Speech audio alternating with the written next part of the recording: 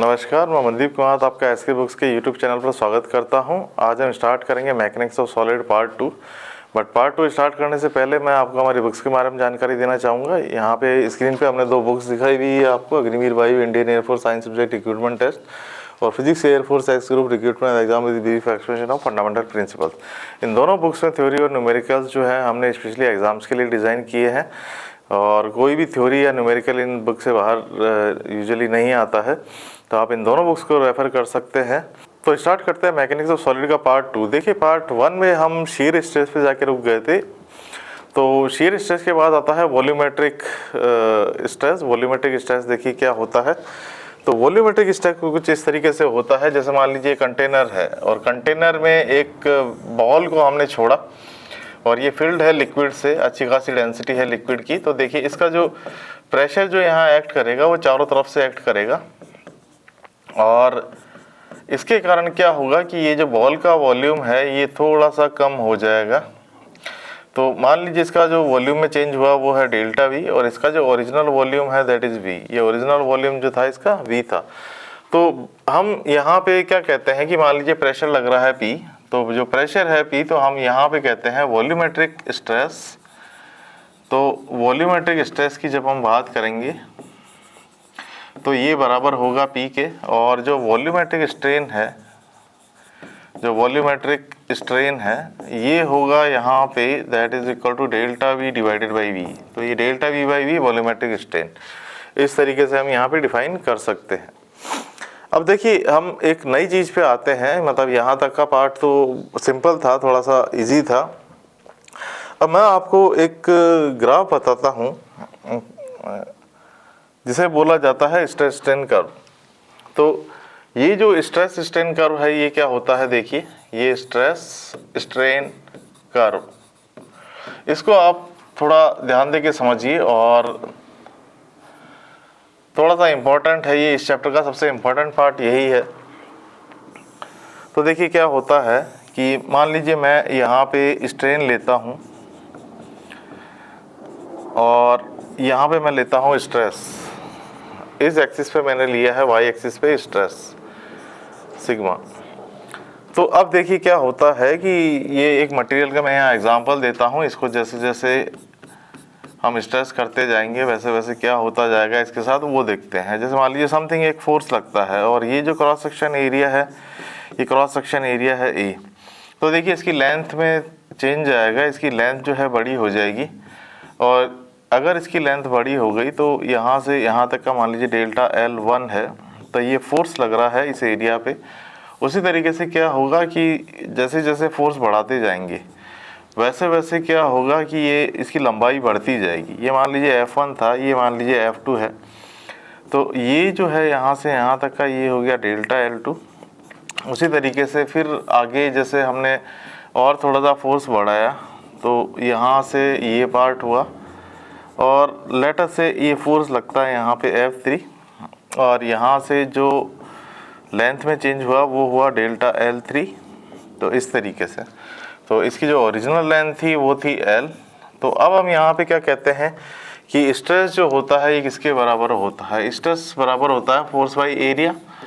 तो यहाँ पे सिग्मा 1 है, इस जगह की अगर बात करेंगे तो ये है F1 डिवाइडेड बाई A1 और जो उसी से रिलेटेड जो स्ट्रेन हुआ है वो हुआ है delta L1 divided by L। तो यहाँ से स्ट्रेस बाई स्ट्रेन तो जो है वो स्ट्रेस फोर्स बाई एरिया जो है वो तो स्ट्रेस है और जो change in length divided by original length है वो स्ट्रेन है। अब जैसे जैसे हम फोर्स बढ़ाएंगे तो हमने सिग्मा 2 बढ़ाया तो एप्सिलॉन 2 भी बढ़ा क्योंकि चेंज इन लेंथ हुआ। फिर सिग्मा 3 हमने किया तो ये एप्सिलॉन 3 हुआ। ये वही वैल्यूज़ है, F1 की जगह आप सिग्मा 2 में F2 कर दीजिए और ये एरिया तो सेम ही लेना है हमको, एरिया तो वही रहेगा, ओरिजिनल एरिया जो है वही रहेगा। तो एरिया तो वही रहता है और फोर्सेस हम चेंज करते जाएंगे तो स्ट्रेस बढ़ती जाएगी और उसी तरीके से स्ट्रेन है ये भी बढ़ती जाएगी। तो देखिए ग्राफ किस तरीके से जाता है, ये यहाँ से ओरिजिन से स्टार्ट होता है जब स्ट्रेस और स्ट्रेन दोनों ही जीरो है। जैसे जैसे हम स्ट्रेस बढ़ाते हैं वैसे वैसे स्ट्रेन बढ़ता है और स्ट्रेन बढ़ने के बाद क्या होता है, थोड़ा सा कर्व होता है और फिर थोड़ा सा ऊपर जाता है अलग अलग मटेरियल के अलग अलग होता है, और ये कुछ समथिंग इस तरीके का प्लॉट हमको देखने को मिलता है। अब देखिए ये जो पार्ट है मैं लिख रहा हूँ यहाँ पे, ये पॉइंट ए है, ये पॉइंट बी है, और ये पॉइंट सी है, ये पॉइंट डी है, और ये पॉइंट ई है। अब ये समझना बड़ा ज़रूरी है कि यहाँ पे यहाँ तक तो ये कर्व बिल्कुल स्ट्रेट गया था ए पॉइंट तक, तो फिर थोड़ा सा इसके स्लोप में चेंज आया, थोड़ा सा कर्व हो गया, ये स्ट्रेट लाइन नहीं रहा। फिर बी से सी में भी ये इस तरीके से जाता है, और B C D graph follow करता है। अब देखिए इसका मतलब क्या है, इसका मतलब है, एक देखिए हुक्स लॉ यहाँ पे मेरे को बताना पड़ेगा। हुक्स लॉ क्या होता है? हुक्स लॉ ये क्या कहता है कि इलास्टिक रीजन जब होता है, इन इलास्टिक रीजन, उसमें एक सर्टेन पोर्शन होता है। इलास्टिक रीजन तो बहुत बड़ा होता है, बट उसमें एक सर्टेन पोर्शन है, उसमें स्ट्रेस जो होता है ये प्रोपोर्शनल होता है स्ट्रेन की। तो देखिए यहाँ पे क्या है, इलास्टिक रीजन यहाँ पे अगर देखेंगे तो इलास्टिक रीजन बहुत बड़ा है, but stress is proportional to strain. मतलब स्ट्रेस को अगर मैं सिग्मा कहता हूँ तो ये प्रोपोर्शनल है एप्सिलॉन के, और इसकी पावर 1 है, इसकी भी पावर 1 है, तो ये स्ट्रेट लाइन ग्राफ जा रहा है। तो ये स्ट्रेट लाइन ग्राफ जो जाता है वो ए तक जाता है, तो ये स्ट्रेट लाइन कर्व जो है यहाँ तक गया, उसके बाद भी इलास्टिक रीजन है। और इलास्टिक रीजन में क्या है, मान लीजिए मैं ए पार्ट की अगर बात करूँ, तो अगर यहाँ पे आप स्ट्रेस आपने किया, यहाँ पे स्ट्रेन डेवलप हुआ कुछ, अब इस जगह अगर आप फोर्स को छोड़ देंगे तो स्ट्रेस हो जाएगा 0, और स्ट्रेन जो है वापस 0 हो जाएगा। ये वापस जो मटेरियल है अपनी ओरिजिनल शेप को रीगेन कर लेगा। लेकिन अब हम बात करते हैं थोड़ा सा ए से, जैसे ही हम आगे गए तो मटेरियल इलास्टिक तो है अभी भी, यहाँ भी अगर आपने फोर्स लगा के छोड़ दिया, यहाँ भी अगर आपने फोर्स लगा के छोड़ दिया, तो जो स्ट्रेन डेवलप हुई थी वो वापस 0 हो जाएगी, वापस अपना जो मटेरियल है अपनी ओरिजिनल पोजीशन को रीगेन कर जाएगा। अब बी पॉइंट की बात करते हैं। बी पॉइंट में क्या है, अब बी पॉइंट एक ऐसा पॉइंट है, इसको कहा जाता है, यहाँ पे जो स्ट्रेस है इसको कहा जाता है सिग्मा यील्ड, वाई से लिखा जाता है सिग्मा यील्ड। इस तरीके की स्ट्रेस यहाँ पे डेवलप हो गई। तो यहाँ पे क्या है, ये जो रीजन है, ये रीजन है इलास्टिक रीजन, इलास्टिक रीजन है ये। और यहाँ पे जो स्ट्रेस है बी पे वो कहा जाता है सिग्मा वाई, यानी कि stress at B position is sigma yield. इसके बाद अगर आप सी पॉइंट मान लीजिए हल्का सा भी आपने आगे लिया, हल्का सा भी आपने स्ट्रेस को बढ़ा दिया, तो क्या होगा, अब जब इस पॉइंट पे अगर आप छोड़ देंगे स्ट्रेस को, तो क्या होगा कि एक परमानेंट सेट, मतलब एक स्ट्रेन बची रह जाएगी।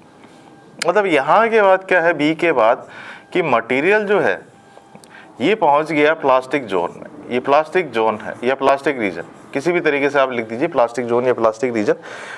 बी के बाद अगर आपने हल्का सा भी स्ट्रेस दे दिया तो मटेरियल में कुछ ना कुछ डिफॉर्मेशन बचा रह जाएगा, मटेरियल अपनी पोजीशन को, ओरिजिनल पोजीशन उसको रिगेन नहीं कर पाएगा। इलास्टिक रीजन जो है, ये जो मैंने बताया था, यहाँ से ओ से लेके बी तक है। ए तक प्रोपोर्शनलिटी जोन है, मतलब sigma is proportional to epsilon. और ए के बाद क्या होता है कि मटेरियल इलास्टिसिटी तो है उसमें, बट स्ट्रेस जो होता है स्ट्रेन के साथ डायरेक्टली प्रोपोर्शनल नहीं होता, कोई और रिलेशन उसमें फॉलो होता है।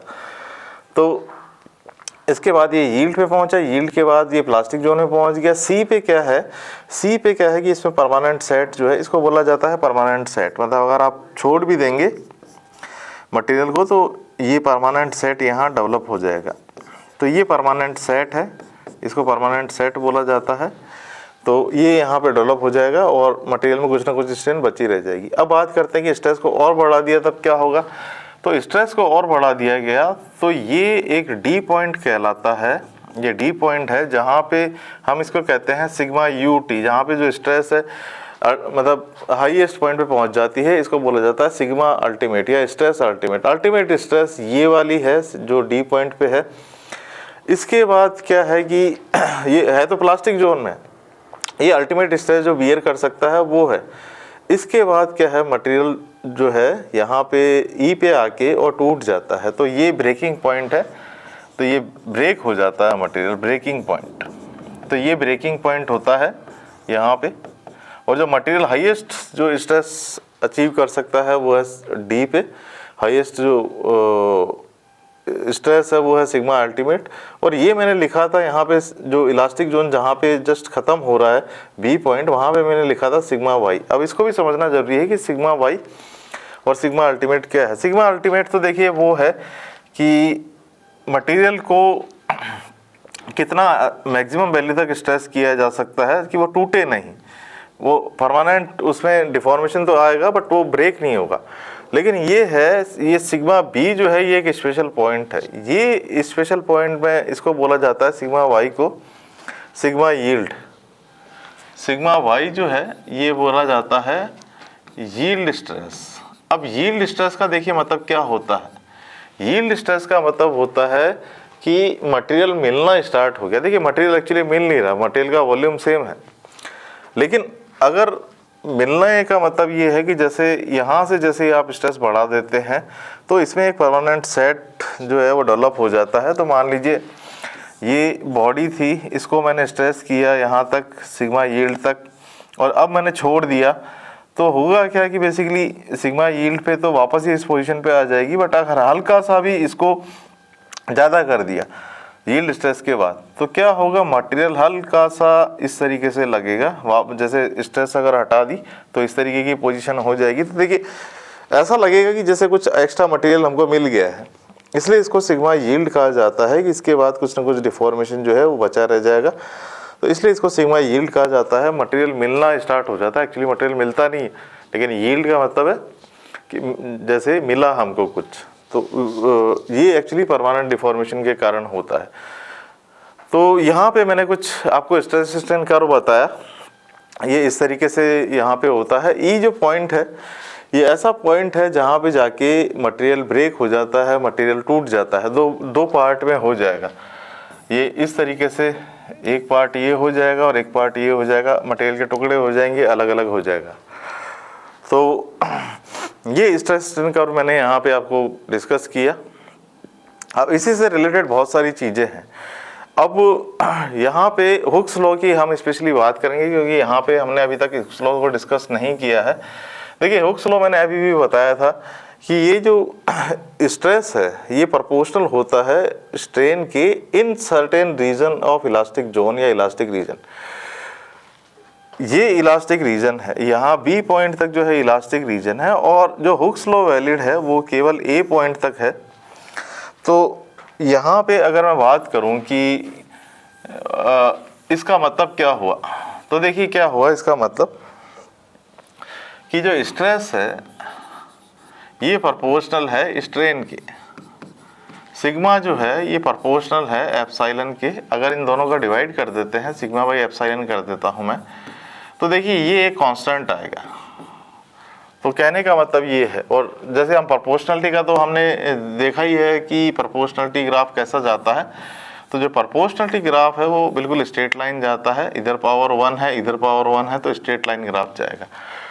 तो ये सर्टेन जो इलास्टिक जोन है उसके एक सर्टेन रीजन में होता है। तो यहाँ पे stress is proportional to strain या stress by strain is equal to constant. अब ये देखिए ये जो कांस्टेंट मैंने बताया है स्ट्रेस बाय स्ट्रेन कांस्टेंट, ये हम इन तीनों चीज़ों के लिए लेते हैं, तीनों स्ट्रेंस के लिए लेते हैं। तो तीनों जो चीज़ें हैं वो हमने क्या क्या देखी थी। एक तो देखी थी लॉन्गिट्यूडनल स्ट्रेस और longitudinal strain, shear stress shear strain, और एक देखा था हमने वॉल्यूमेट्रिक स्ट्रेस और वॉल्यूमेट्रिक स्ट्रेन। तो अब इन तीनों की बात करते हैं यहाँ पे क्या होता है। तो जैसे मैं बात करता हूँ लॉन्गिट्यूडनल के केस में, sigma longitudinal is proportional to epsilon longitudinal. जो अभी ये एग्जांपल था ये लॉन्गिट्यूडनल का एग्जांपल था, जो यहाँ पे मैंने फोर्स लगाया और यहाँ से ये जो है इस तरीके से इस जिस डायरेक्शन में फोर्स लगाया उसी डायरेक्शन में डिफॉर्मेशन है। तो ये sigma L is proportional to epsilon L. अब यहाँ से हम कहेंगे तो sigma L divided by epsilon L ये कांस्टेंट आ गया। तो जो लॉन्गिट्यूडनल का केस है उसमें ये जो कांस्टेंट होता है ये बोला जाता है यंग्स मॉडुलस। इसको बोला जाता है यंग्स मॉडुलस। ये यंग्स मॉडुलस है, इसको लिखा जाता है वाई से, यंग्स मॉडुलस है, इसको इस तरीके से लिखा जाता है। अब बात करते हैं दूसरा कांस्टेंट क्या है। अब देखिए दूसरा जो कांस्टेंट है ये शियर स्ट्रेस का है। तो शियर स्ट्रेस की जब हम बात करेंगे तो वापस हम बात करते हैं shear stress divided by shear strain, ये कांस्टेंट आएगा।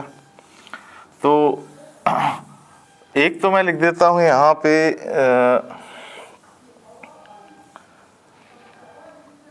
ये y है यंग्स मॉडुलस, तो ये आया था सिग्मा बाई एप्सिलॉन, यहाँ से आएगा था F A divided by delta L divided by L, या मैं कह सकता हूँ F L divided by A delta L. उसी तरीके से क्या है कि जब हम बात करूँगा शियर स्ट्रेस की, तो शियर स्ट्रेस जो होता है वो टो होता है, और जो शियर स्ट्रेन होता है ये होता है थीटा, या आइकन से ये डेल्टा एल बाई एल होता है। अब देखिए थोड़ा सा मैं रिवाइज करा दूँ कि ये क्या था शियर वाला पार्ट, ये शियर वाला पार्ट था समथिंग जो हमने लास्ट टाइम पे डिस्कस किया था कि आप अपर फेस पे फोर्स लगा रहे हैं इस क्रॉस सेक्शन एरिया ए पे, तो जो स्ट्रेस है शियर स्ट्रेस ये हो जाएगा फोर्स डिवाइडेड बाय एरिया, और जो शियर स्ट्रेन है ये किसके बराबर हो जाएगा, change in length divided by original length. देखिए ये जो शेप है ये ऐसी हो जाएगी, ऐसी शेप थी तो ये थोड़ा सा इंक्लाइन शेप हो जाएगी, ये एंगल थीटा हो जाएगा। तो यहाँ से यहाँ तक की जो डिस्टेंस है या यहाँ से यहाँ तक की जो डिस्टेंस है ये डिफॉर्मेशन है, और यहाँ से यहाँ तक की जो है ये थिकनेस जो है वो एल है। तो इस तरीके से हो जाएगा जब इन दोनों को डिवाइड करेंगे। अब जब इन दोनों को डिवाइड करेंगे तब क्या होगा, देखिए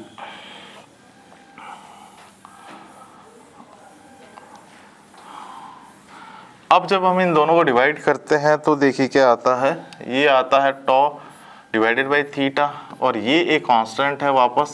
अब इस कांस्टेंट को बोला जाता है शियर मॉडुलस, ये लिखा जाता है शियर मॉडुलस, ये शियर मॉडुलस होता है। ये अलग कॉफिशिएंट अलग जो है कांस्टेंट आया है, जो अगर मैं बात करूं तो दिखने में तो सेम है, जैसे यंग्स मॉडुलस था वैसा ही था, बट यहाँ पे ये थोड़ा सा अलग इसलिए है क्योंकि ये शियर है और ये भी शियर एरिया है, तो ये जी लिखा जाता है। तो जी जो है ये शियर मॉडुलस है। उसी तरीके से अब एक चीज़ आती है, जैसे अभी भी मैंने बात की थी कि ये जो बल्क मॉडुलस है ये क्या होता है, तो ये जो बल्क मॉडुलस है, ये बल्क मॉडुलस की अगर हम बात करें तो देखिए ये क्या होता है, तो जो बल्क मॉडुलस है ये इस तरीके से होगा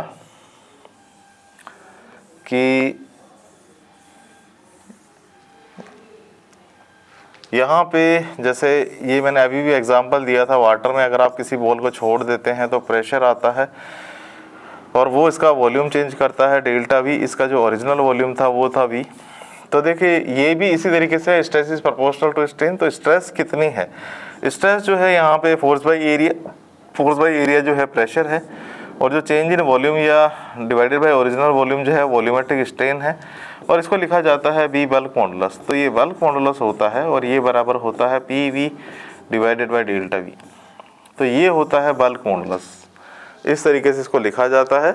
bulk modulus is equal to pressure divided by volumetric strain. तो इस तरीके से बल्क मॉडुलस को यहाँ पे बताया जाता है। तो देखिए तीन मॉडुलस हमने बात की है यहाँ पे, एक हमने बात की यंग्स मॉडुलस की, एक हमने बात की शियर मॉडुलस की, एक हमने बात की बल्क मॉडुलस की। तो तीनों मॉडुलस जो है अलग अलग तरीके से रिलेटेड है।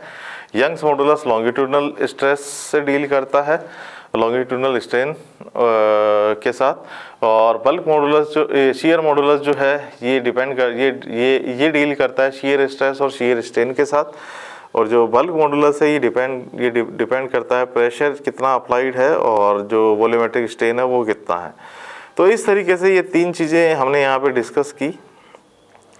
तो होप ये लेक्चर आपको समझ में आया होगा और आप इसको डिटेल में पढ़िए थोड़ा सा, ये बड़ी इंपॉर्टेंट चीज़ें स्ट्रेस स्ट्रेन कर्व।